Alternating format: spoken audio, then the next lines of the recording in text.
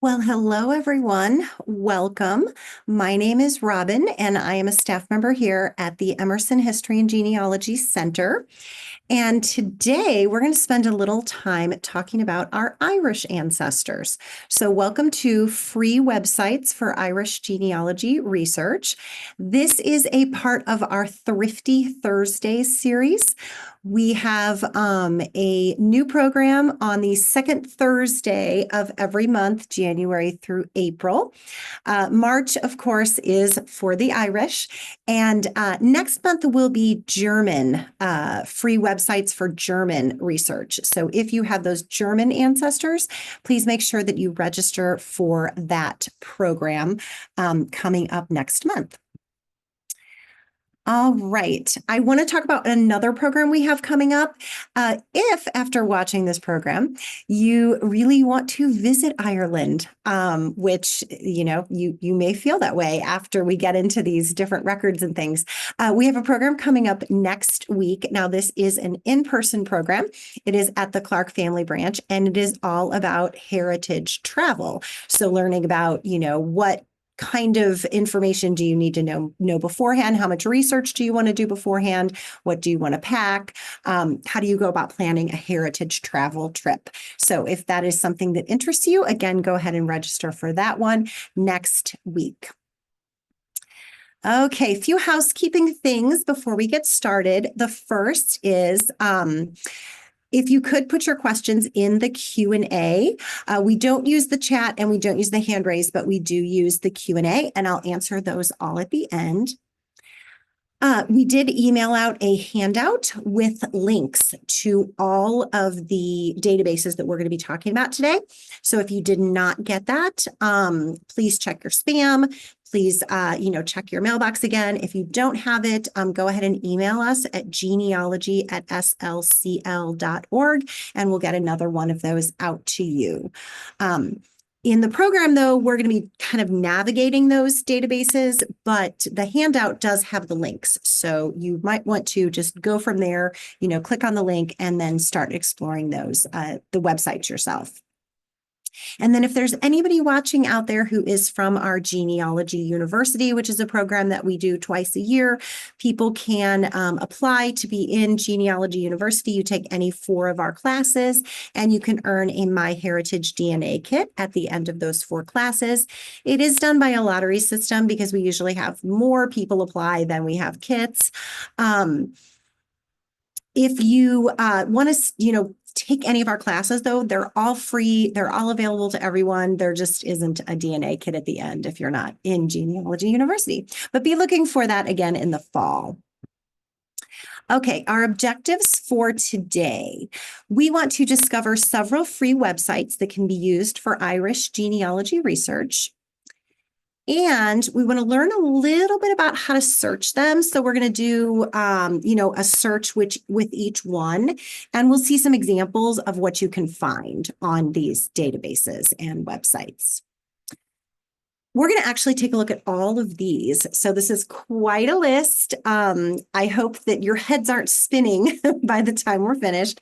But like I said, you have a handout with all the links. Feel free to, explore them at your leisure after the class today. A few details. This presentation will mostly focus on tracing Catholic ancestors in the Republic of Ireland. So certainly, there are people who have Protestant ancestors, possibly from Northern Ireland. But since the vast majority of our Irish ancestors were those Irish Catholics from the Republic of Ireland, what is today the Republic of Ireland, we're going to focus mostly on those today. Most of these websites will require some knowledge of where your ancestor is from in Ireland. So that's always a tough thing when you're doing any genealogy in Europe, is knowing where they came from, because most of the records are going to be specific to that specific, that place. So knowing a town, knowing a parish or something like that. With Irish, sometimes if you know a county, but you also have some other information about the individual, like maybe parents' names and things like that, that can perhaps work. But the thing with Ireland is a lot of the same names were used. They often didn't use middle names in the 1800s. So it's very hard to tell people apart. So most of these are going to require having a basic idea of where the ancestor is from. And keep in mind that list is not all inclusive. There are other databases out there for Irish research. These are just, some of the ones that I've used, that I know people in our department have used, and other patrons have used, other researchers. So, but feel free to explore, other ones on your own as well. Okay. Irish research can be difficult. We mentioned that you kind of have to know where your ancestor is from.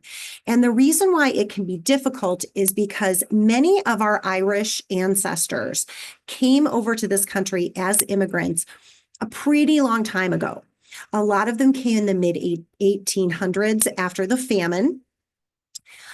There were some that came before that, and there were some that came after that as well. But generally, they came pretty early compared to maybe other types of immigrants. So what happens is the knowledge of exactly where they came from has sort of been lost through the generations. So that makes it a little harder, when we start to try to find where they are from in Ireland. You always want to start by finding out about your Irish immigrant ancestor in the United States, and you want to mine through all of the records that you can find for that person to give you any clues as to their life before they came to the United States, and some, anything that might give you an idea of where they came from in Ireland. So our example today is going to be the McDonough-Clancy family. So all of our examples will be either McDonoughs or Clancy's, and we're going to be using them as we go through these different websites. All right. Some of the things that you're going to want to look for when you start trying to figure out where they're from in Ireland, some records that you can find in the United States. Let me just give you a few examples of them. So a marriage record. This is actually a U.S. marriage record, a Catholic U.S. marriage record, but the priest was writing where the people, these are marriage records, and he was writing where the two people were from in Ireland, which is very helpful for genealogy. This is a naturalization that gives where this individual was from in Ireland.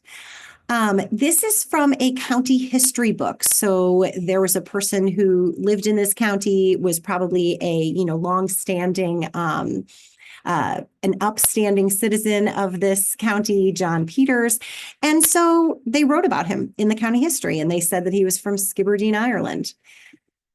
This is an obituary for Ellen Hanley. In her obituary, it mentions that she is from, actually, they give a specific town in County Tipperary. Sometimes gravestones, the Irish tend to be pretty good about putting where they're from on their headstones. So in this one, we have Patrick Kelly, and it does say that he's from County Clare. Now, this might be enough, might not be enough, because there are a lot of Patrick Kellys, even in County Clare, but it's at least a start. DNA is another good place to try to figure out where your ancestors are from in Ireland. Sometimes it can get you pretty close to where they actually came from. A lot of people have tested in Ireland, and a lot of people with Irish heritage have tested here in the US. So it makes it so that they can get pretty good with that. In my case, though, I'm going to show you, this is a text message that was actually from my husband's uncle. And this is the actual text. And so in my case, my information about where to go hunting for these Irish ancestors was family lore.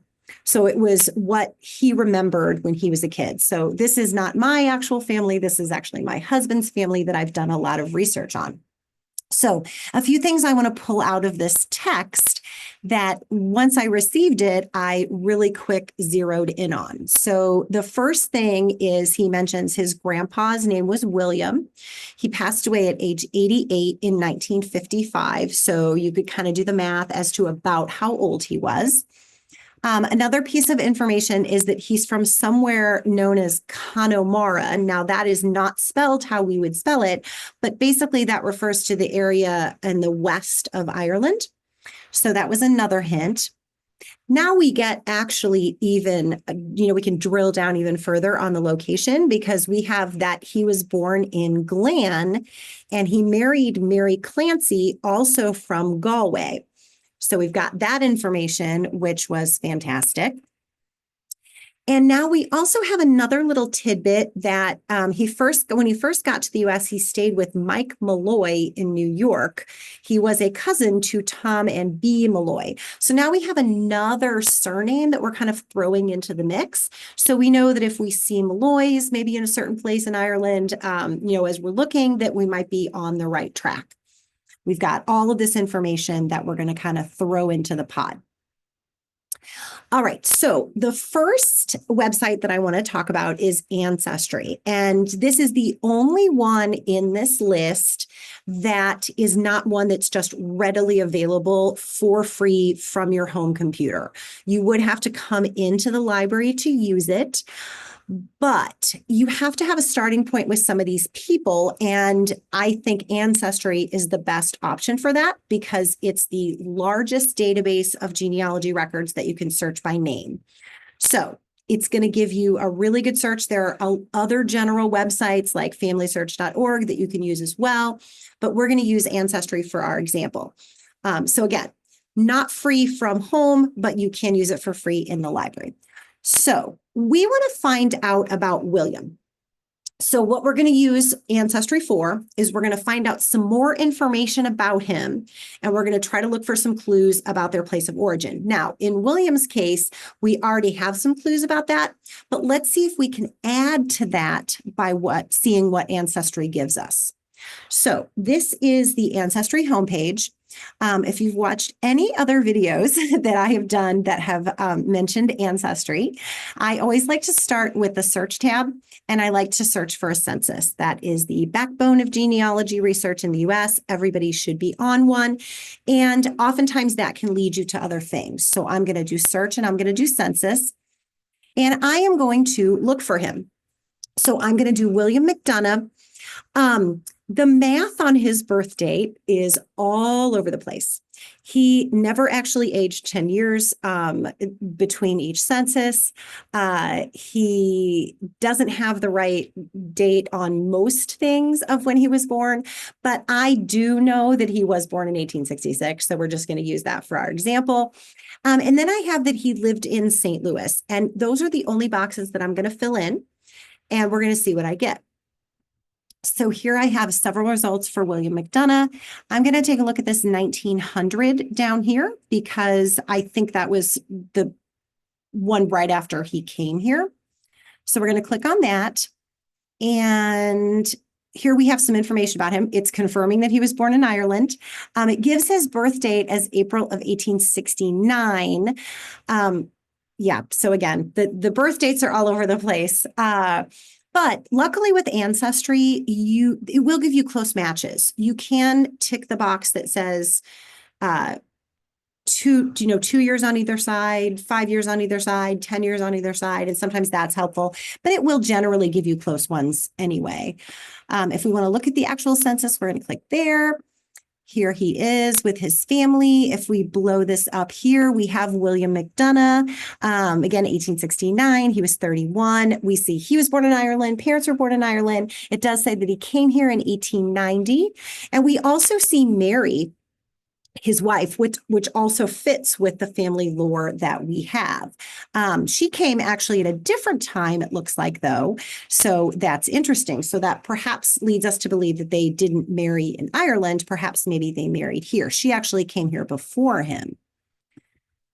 So when we go back to our census page, I always like to look at the suggested records. Ancestry is getting really, really good about giving you records that match and that Ancestry thinks are your person. So we're going to look at the suggested records, and we've got some really good stuff here. Let's take a look at his death certificate from the state of Missouri. If we click on that, we see that let me pull some of these out here. The date of birth is given as December 21st, 1869. So he's really sticking with that, or somebody's really sticking with that 1869. Birthplace, Ireland. And then also some new information that we have is that his parents are Peter McDonough and Sabina Burke. So we're definitely going to remember those names. Actually, if you'll notice here, they are giving us a link to Ireland Select Births and Baptisms. All of the Irish Catholic parish registers are on Ancestry. Now, I'm going to show you in a few minutes where you can find them just for free online at the National Library of Ireland. But Ancestry does have them. So there is a chance that when you're searching for your Irish ancestors on Ancestry, it may give you their baptism possibly, or a record from, the church back in Ireland. So you always want to check for that and see. Sometimes you don't get any of these. Sometimes they don't match, but I think they're definitely worth looking at. Okay, next free website is Google Maps. So this is good for sort of getting your bearings. So if you hear of a place, like I did when I read in the text, I have Connemara and I have Glan. I went to Google Maps because I wanted to kind of get my bearings. I wanted to know, well, is this a place? And if so, where is it? So I go on Google Maps and I'm actually going to throw in all of those words. So I'm throwing in Glan, Galway, and Ireland. And we have some results that come up. So if you look underneath there, we have something about, the first one is in Galway, Glan, Galway. There's a Glan House in Galway, and there's a Glan Road. So when I zoom in on the Glan Road one, it takes me to Glan Road. Now what I'm going to do is I'm going to go out. And so we still see Glen Road there, and it looks like we're just north of a city called Uachtarard. And then we're going to go out again, and we're definitely in the western part of Ireland. And then if we go all the way out, we see that that's where we are. So I always like to do this right away, even when I'm helping someone with their Irish ancestors, because it just gives you a point where you're starting and you know where you are on a map. So that is basically where this McDonough family is going to come from. And we just found that by Google Maps. It's funny because I had assumed that Glan was probably a town or something like that, but it was a road, and it's just sort of generally like that area is referred to as Glan, but it's not actually any kind of a legitimate political division. But for whatever reason, that was the word that they used, and that was the word that my uncle-in-law remembered, and so that helped me find them. All right, the next website I want to talk about is the National Library of Ireland. So you want to use this for finding baptisms, marriages, and deaths in Irish Catholic parish records. Now, if you have Ancestry, these are also on here. They're also on Find My Past, but I actually originally found him in the parish registers by going on the National Library of Ireland's website. And I'm kind of glad I did, because when you use this database, you do have to browse. You can't search by name, but I actually think that's better in some cases because the name might be spelled different or the handwriting might be really bad. And so I think sometimes browsing these records is the way to go anyway. So this is what that page looks like, the Catholic Parish Registers at the National Library of Ireland. So you can start by entering a parish name, but I don't know the parish yet. So what I'm going to do is I'm going to scroll down and I'm going to look at the map. So I know that he is from Galway. So I'm going to click on Galway, and we can see on that map kind of where that Glan pin was. So I'm going to click on that. Now I'm zoomed in on the county of Galway. So that Glan Road was right along this lake here. It's called Lough Corrib. And of course, I'm not saying any of these things like an Irish person would say them. I'm saying more the Americanized version. But he is most likely, based on where that road was, in this parish, which is the parish of Uachtarard. And we saw that town on the map as well. So I'm going to click there. So it looks like on this website, they have these records for marriages and baptisms, and they do have some deaths as well, and the dates from which they have them. So I'm going to go to this one because I'm looking for his baptism. So I'm going to want to take the immigrant, and I'm first going to want to find their birth. And then what I can do is I can find maybe their parents' marriage, and then maybe those parents are possibly listed. And then I can find those parents' baptisms, make sure that all matches, make sure, that's the same parents, and on and on. Now, I will mention, though, that some of these records are not going to go back very far. So you'll see with Uachtarard, the earliest date that we have of records is 1809. And most of you will find that that's about how far back you can get in Ireland, because with these Irish Catholics, they were really not supposed to be practicing. The Church of Ireland, or the Protestant church, was really the state church. Most of the island was Catholic, though, so people were still practicing, but sometimes the record keeping wasn't great. The priests maybe didn't want to get in trouble.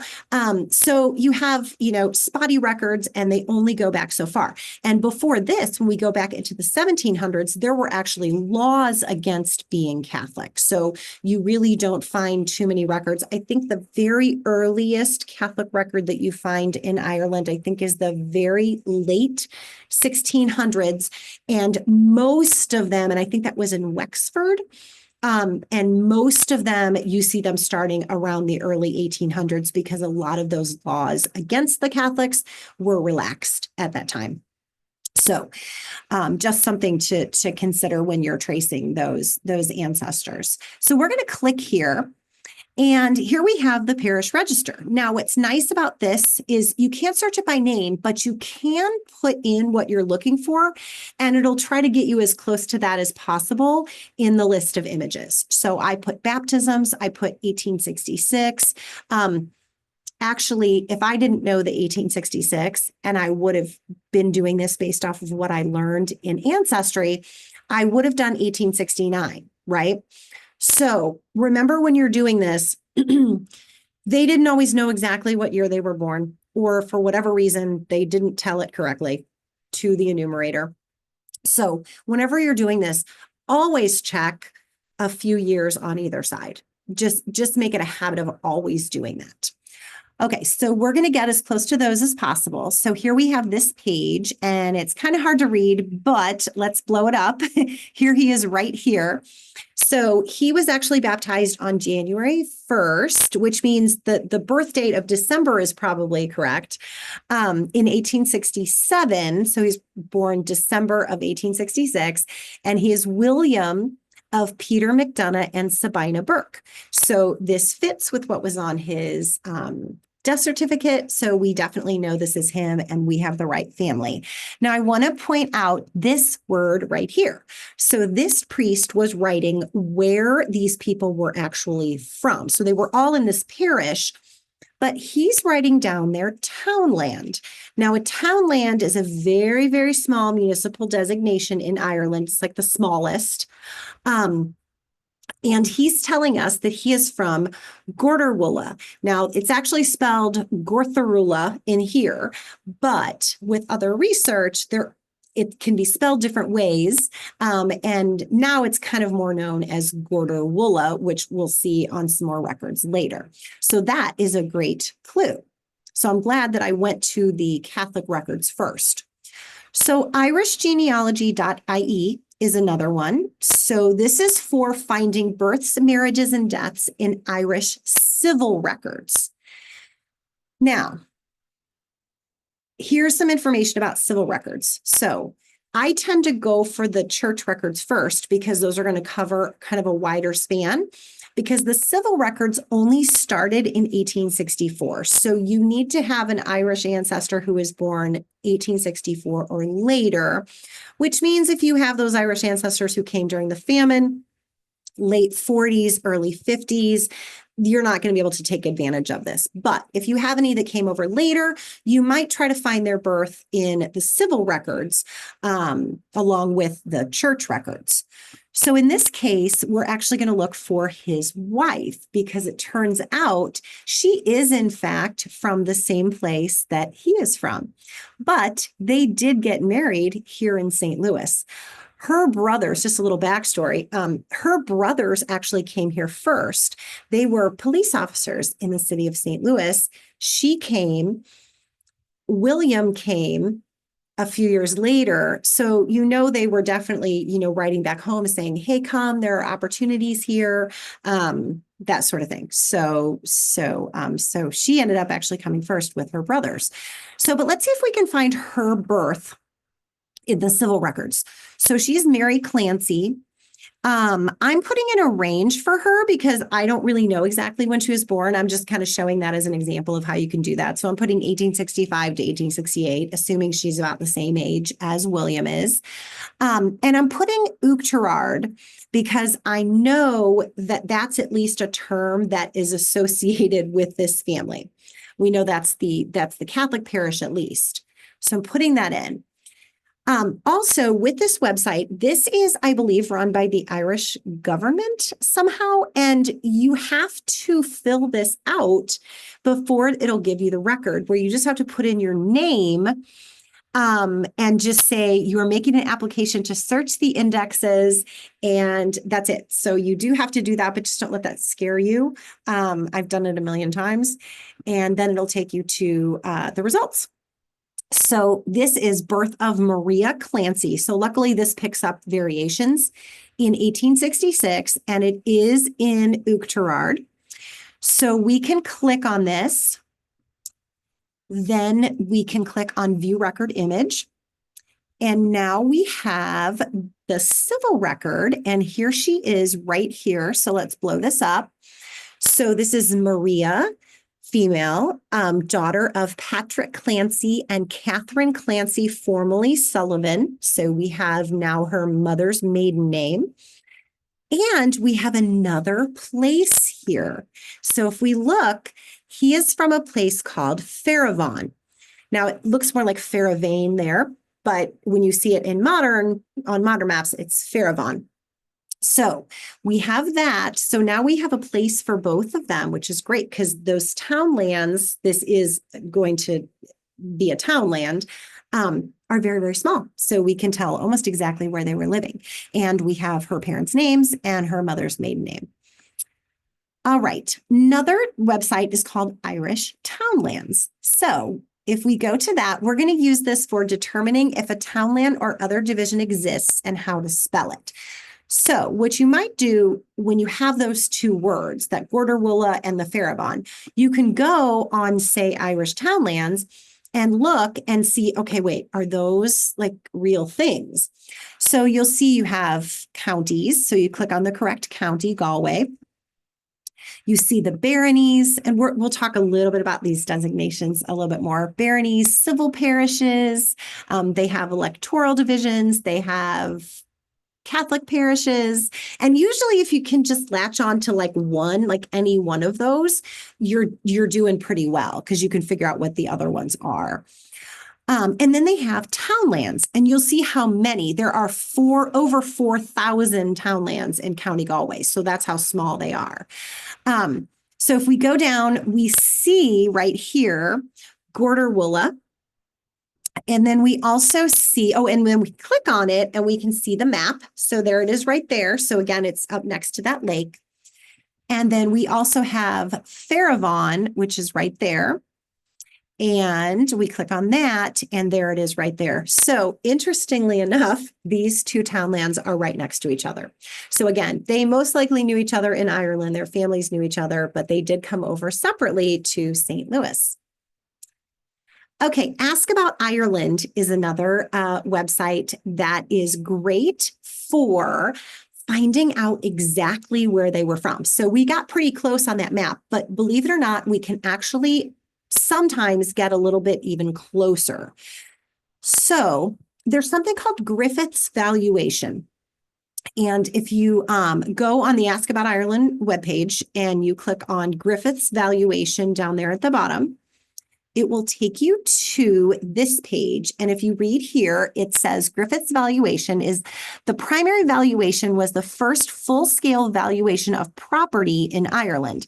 It was overseen by Richard Griffith and published between 1847 and 1864. It is one of the most important surviving 19th century genealogical sources. So unlike a census or something like that, it's not going to give you everybody who lived in a home or anything, but it was a valuation of the land, and it will tell you who is living on the land and where they were living, at least the head of the household. So it was published between 1847 and 1864. So they did different counties at different times. So if you're looking for someone in Griffiths, you'll want to think about, okay, when did they actually do the survey in my particular county? So in Galway, I believe it was in like 1857, I think. So if Mary and William's parents, they were both born in 1866, right? So their parents could possibly, if they were maybe not the first child, if they were maybe a later child, their parents could possibly be on Griffiths because they would have been, working on the land by themselves. Or maybe their grandparents would be on Griffiths. So grandparents are actually an example that we're going to use here. But the default here is Griffiths places. You can also do this by name, but since I know where these people are from, I'm going to go ahead and do places. But again, I would encourage you to play around with the names too. So I'm going to do places, and I'm going to put in Fairhavon. So I'm going to look for the Clancys on this one, and I'm going to put in Galway. Now, it also asks for a barony, a union, and a parish, but given the fact that I know the townland, I think I'm going to be okay with just this. So I go ahead and click search. So there are 2 Fairhavon townlands in Galway, but I know from looking at other maps that this one right here with Moycullen and Kilcummin, because I've seen those names, I know that this is the one that I want. I've never seen Clare or, the upper one doesn't look familiar to me. So I'm going to pick this one. Of course, if you didn't know, you could also just check both. I'm going to check this.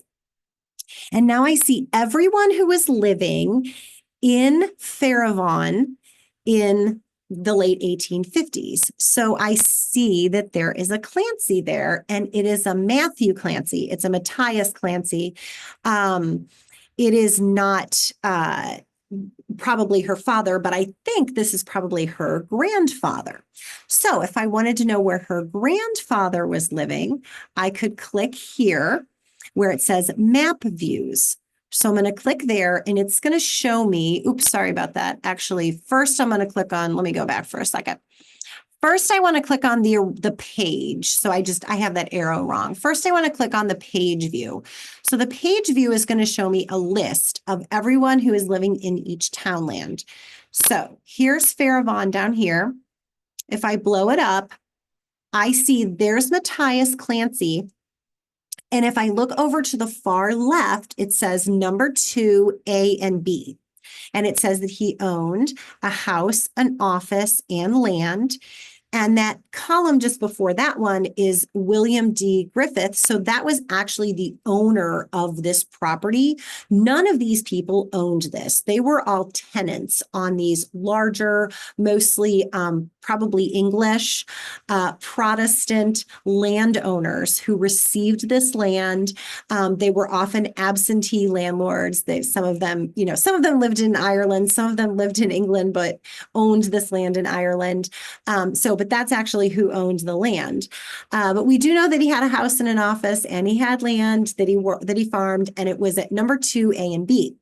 So now we're going to go back to this where it says Matthias Clancy, and now we're going to click on the map view. So we're going to click on the map view, and it's going to be this old map. So we do have to zoom in. And if we zoom in, you can see very faintly there that it says Fairhavon. And let me zoom in a little bit it says Fairhaven, and then you see 2A and 2B. There are two plots of land there. So if we zoom in again, there's 2A and 2B. So most likely he was living in one of those areas. And what I like about this too is you see little structures on this map as well. And then you can also, there is a toggle where you can move it from a historic map to a modern map. And when you do this here, when you move it all the way to modern, there is something called the Glan House, which when I click on that, that's actually a bed and breakfast. So believe me, I have not been here, but if we ever do go here, we will definitely be staying at the Glan House in Fairhaven, and probably there's a good chance that somebody there is probably a distant relative of my husband's. All right, the National Archives of Ireland, what can they tell us? Well, they have census records on there for free. So these are good for finding later Irish immigrants. So ones who didn't come until the 1900s, that isn't going to be very many of them. But if perhaps somebody was still there then, or to find family members who stayed behind. They have the 1901 and the 1911 censuses on this website. Irish censuses no longer exist. So they did take censuses during the 1800s, but they were all either destroyed or, were burned up in a fire. There was a fire at the Four Courts building. There was also, they used some of the paper just for pulp during, I think it was World War I. So none of those, aside from, I think, a few fragments, really exist for those 1800 censuses. They do have the 1901 and they do have the 1911. So you can kind of use that to see who stayed behind if that was something you wanted to do. But that's really why we have to rely so heavily on those church records and to a lesser extent the civil records, because they don't have the wealth of censuses like we do here in the US. So this is the National Archives of Ireland. And right here on the front page, it allows you to search census records. So if you click there and then go down a little bit, here you can fill in what year census you want to look at. So I chose 1911. And again, I'm going with a place here because I know it. And I also know that this is for the McDonoughs in Gorderwilla. And I also know from looking at this and from actually struggling with this, that McDonough is spelled multiple ways, even within this census. We've got a space in one version. The next one, we don't have a space. Sometimes you see it spelled how we would spell it here in the US. And then other times you see it spelled how you would see it spelled, back then in Ireland. So I'm going to go with a place since I do know that. So let's see what I get. And now I'm getting everybody in that census who is living in Gorderwilla. Looks like we have some O'Briens, but if we go down here, we have some McDonoughs. And this right here, Edmund McDonough. So if I click on that, I can actually see his census page. And there it is right there. He was just single, living on a farm. He was 30 years old in this census. So this was 1911. So he was most likely born in around 1880. And I actually do believe that this is a younger brother of William McDonough. So not all of those McDonoughs came over. I believe Edmund stayed behind and was a farmer, because I do have a baptism for Edmund with the same parents as William's parents, Peter and Sabina. Okay, another great thing is local heritage sites. Now, these are great for learning historical and genealogical information about a specific area, but I do want to stress that you're not going to have these for every area of Ireland. I got pretty lucky in that there is an Uachtarard heritage website. So this website has absolutely fantastic information. Let me just give you a couple of examples. So you can search either by name or by place. So I went ahead and put in Gorderwilla. And I've got if I click on this, if I click on my results, I have all kinds of information taken from the other places that we looked. So I see the map. If I scroll down, they give me historic information about who owned the land. If I keep going, actually, I don't have another slide of that, but they have even who was living there in the censuses. So actually, had I have found this first, I wouldn't have had to do a lot of the research because they had a lot of that already done on this website. Another thing that was really neat was I clicked on people, and here you have something about the Clancy family. And if you click on that, there is a book that somebody wrote called Meet the Clancys. And if you click on it, it is a whole book that somebody digitized up here and put on this website going back to 1654. There is an example of the index, and you can read the entire book. I'm a little skeptical as to some of the information in here because there aren't citations, but it's still interesting to read and I definitely did glean some good information about the Clancys from this book. So that was up there as well. Okay, another website is Irish Genealogy Toolkit. So this is a great site for just getting started. There's a neat thing on here for naming patterns, and there are some other tips.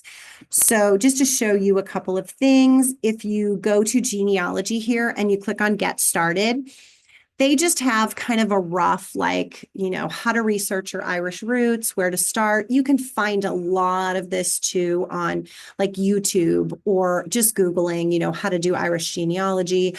I didn't put YouTube on here as a list of one of the free websites, but it is great. You can always find people talking about, how to do Irish genealogy on YouTube. But this is a good one that kind of talks about where to start. And then another thing that I thought was neat, because I hadn't seen this on any of the other websites, is if you click on names, it gives you the sort of traditional naming pattern for Ireland. And this can really come in handy because I mentioned that they usually don't have middle names. So this kind of helps you when you're trying to figure out who's who and who goes with who.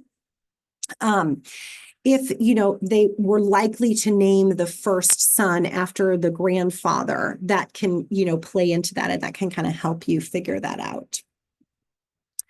All right, Irish Ancestors is another one. Now, this one is by John Grenham, who is really just a fantastic researcher. He's probably the most well-known Irish researcher.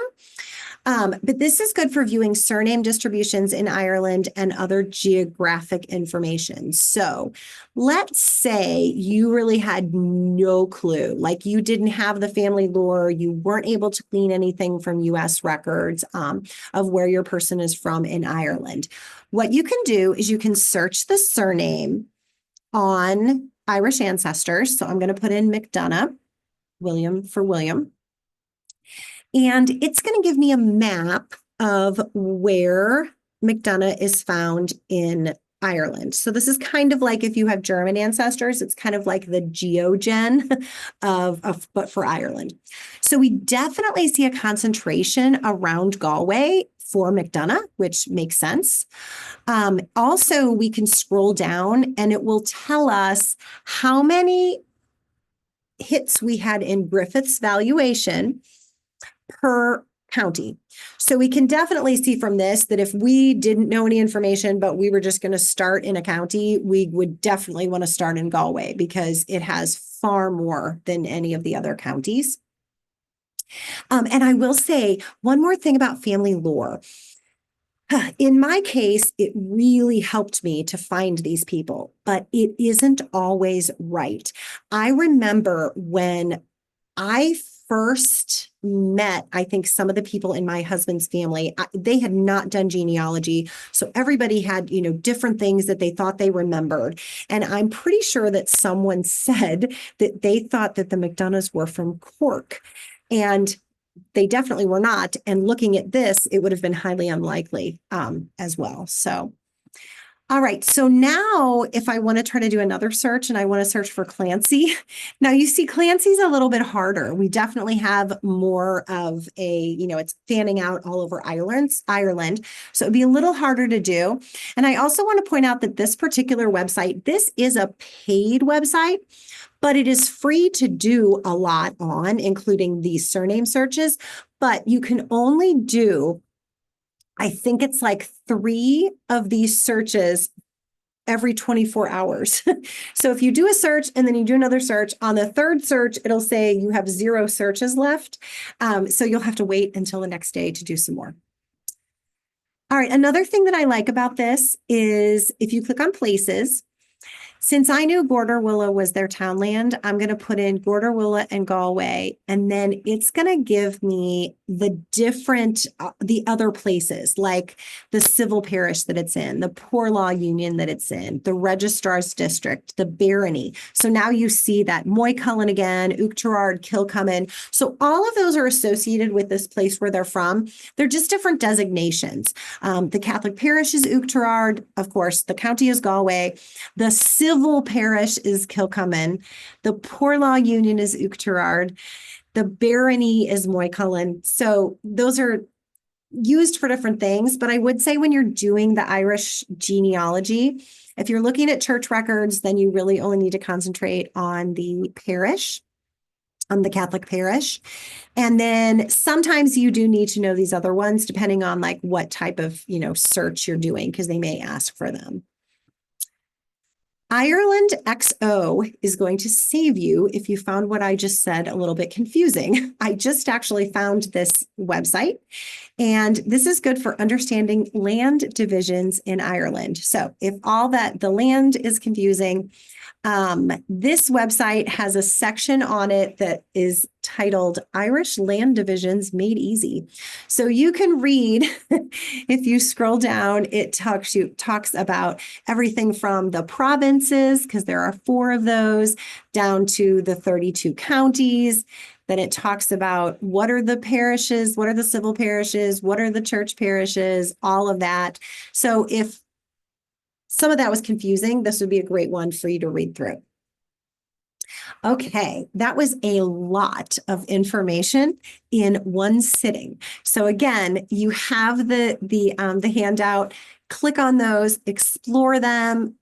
Put in your surnames, put in any of the places that you know, and see what you come up with. In conclusion, there are several free websites for Irish genealogy. I think it's one of the sort of ethnicities where you actually do have a lot of free websites.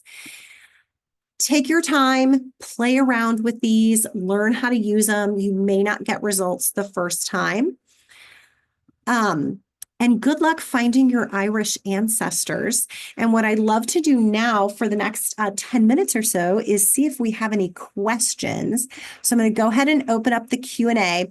Remember, if you joined after we started, you should have gotten a handout in your email that you used to register. If you didn't get it, please email us at genealogy@slcl.org.